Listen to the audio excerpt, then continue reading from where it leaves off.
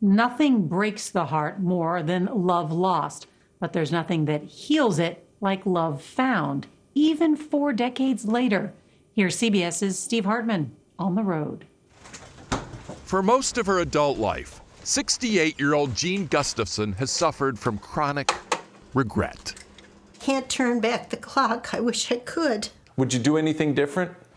Yes, I would have married him. I would have married him. What Jeanne so regrets is breaking up with her college sweetheart, So this was in the spring of '72. a guy she met in the German club at Loyola University in Chicago. This is Steve and I in the back here. Jeanne says he would have made the perfect husband A lot of memories here. if only he'd been white. My mother was absolutely livid. I mean, What did she say? what didn't she say? How could I disgrace the family?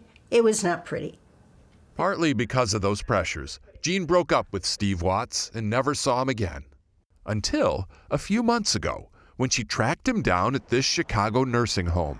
What I found was sort of a broken man. Like Jeanne, Steve was divorced with no kids. But life for him had been much harder. He'd fallen on terrible times. He was homeless, had 2 strokes, and was almost unrecognizable the day Jeanne walked back into his life. But he's still the wonderful, gorgeous man that I knew. Did all those feelings come rushing back? Yes, for both of us. And so, with her mother no longer in the way, Jeanne made arrangements to move Steve from the nursing home to her home in Portland, Oregon. Sleeping. I feel terribly lucky that I get a second chance. Steve?